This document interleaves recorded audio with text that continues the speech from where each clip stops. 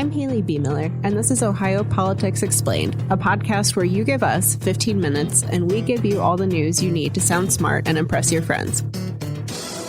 Welcome back to Ohio Politics Explained. Today, we're digging into DEI at Ohio universities and the transgender bathroom law that took effect this week. We'll also discuss Vivek Ramaswamy's campaign launch and a bill that would change Ohio's marijuana program. With me today is Anthony Shoemaker. Hey, Haley. How's it going? Oh, thriving. Before we get started, a quick plug. If you're a fan of Oak, and we of course hope you are, please consider leaving us a review or rating on Apple Podcasts. It helps us out a lot. All right, let's start with diversity, equity, and inclusion. As our listeners know, the Senate passed a bill this month that would overhaul higher education and eliminate DEI programs. Backers say this will restore fairness and free speech on campus.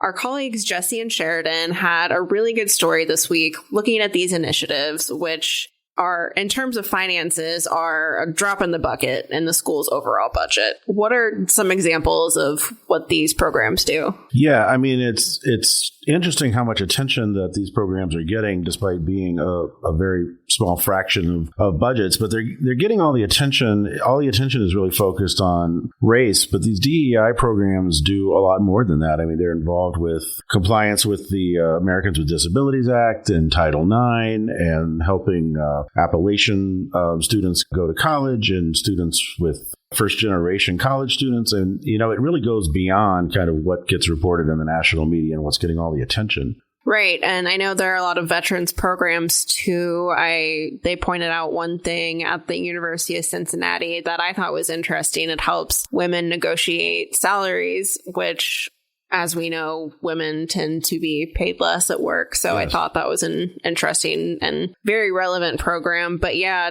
to your point, that's stuff that isn't talked about very often. Yeah, and then I think a lot of students and faculty at universities are wondering what is this going to mean for those individual centers that are at their schools. Like, most schools have an LGBTQ center, have a women's center, minority centers. And, you know, they had protests this week at the University of Cincinnati about this, and that was one of the big issues. What's going to happen to those groups? Are they going to just kind of rename these centers, or are they going to go away completely? Or are people going to lose their jobs? I mean, there's just a lot up in the air. Right. We've already seen some universities taking action, and not really because of Senate Bill 1, but because of directives coming from the Trump administration.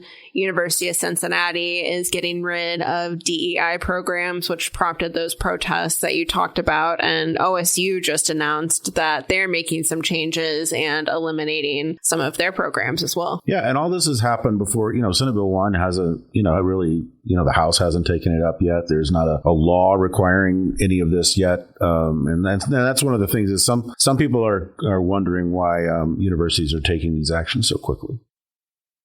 Speaking of schools, there is a different law that took effect this week that prohibits transgender students from using restrooms that align with their gender identity. This applies to K through 12 schools and universities, public and private. Enforcement of the law is all over the place. The University of Cincinnati got a lot of heat for posting signs that say biological men and biological women, so the school ended up just getting rid of them. Then Columbus City Schools rescinded a policy allowing transgender students to use their bathroom of choice. What else have we seen? Yeah, I mean, one thing that's really interesting is if you actually see those signs, biological men, biological women, they just look weird. And, you know, the ones that you see, you know, they were vandalized. Some of them were ripped off of the walls, and one had a sticky note stuck to it that said, just go to the bathroom. You know, it's obviously an issue, you know, and single-use restrooms are still allowed. And, you know, how are they going to enforce this? I mean, there's just a lot of questions around this. Yeah, I remember talking to the bill's sponsor, Representative Adam Byrd, late last year after Governor DeWine signed the law. And he said, you know, we're not expecting police officers to be standing outside bathroom doors, but I do think this essentially relies on students reporting other students or faculty reporting students, because otherwise there's no clear way to kind of document if this is happening. Yeah, I mean, there's no other way to really try to do this. It doesn't seem, it's very weird.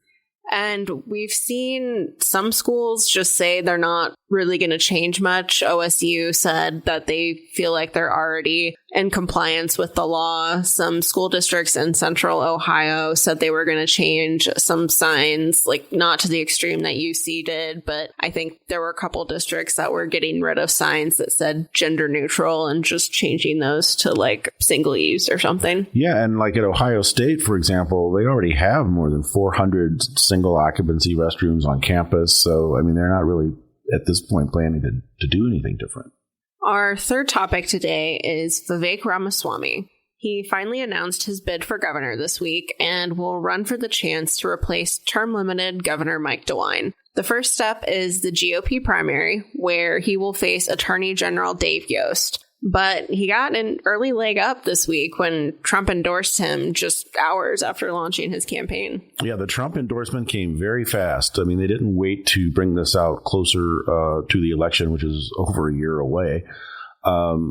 This was clearly a message, I think, to kind of clear the field for Ramaswamy. Yeah, and so far, it doesn't seem to be working. Yost is still in the race. I mean, we know Treasurer Robert Sprague was going to run for governor and didn't because of Ramaswamy, but he made that decision before the Trump endorsement. Yeah, and you've got a lot of time. I mean, the primary is not until May of 2026. I mean, a lot can happen between now and then.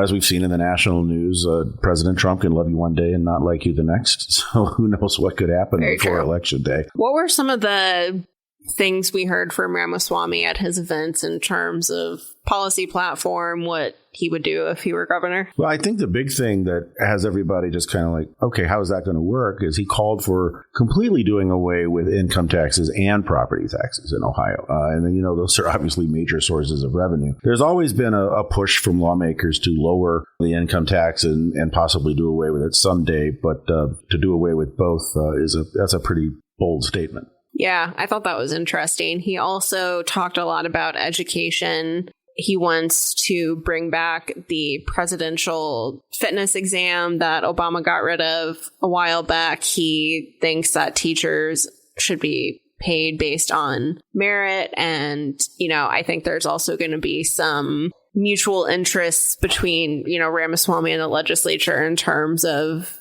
making life easier for charter schools and things like that. Yeah, he also talked about reopening psychiatric facilities in Ohio, which I thought was also an interesting thing to mention. Let's wrap up today with marijuana. The Ohio Senate passed a bill this week that would change the law approved by voters in 2023. It does a lot. It reduces how much marijuana you can grow at home, eliminates the social equity program, only allows smoking at private residences, and caps the number of dispensaries at 350. The bill also creates a new crime, essentially. Yeah, they made a lot of changes to what voters approved, and they really want to crack down on people who smoke in vehicles. Obviously not the driver lighting up, but they want to impose mandatory jail time for passengers who smoke in a car. Yeah, and in terms of driving under the influence, those laws would still apply.